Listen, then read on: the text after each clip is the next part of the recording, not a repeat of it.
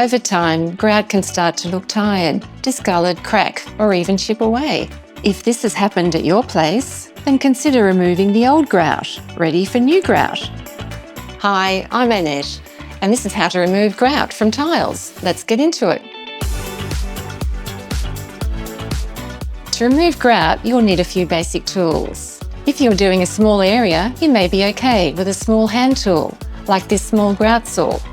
But for larger areas, or particularly stubborn grout, the multi-tool with a diamond blade will speed up the process and save your hands from too much strain.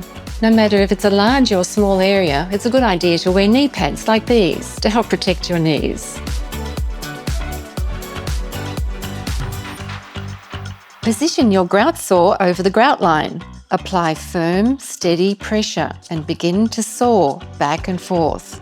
Take your time with this, there's no need to rush. The goal here is to remove the grout without scratching or chipping the tiles. If you are doing a bathroom or wet area, be sure not to go too deep, as this may damage the waterproofing membrane.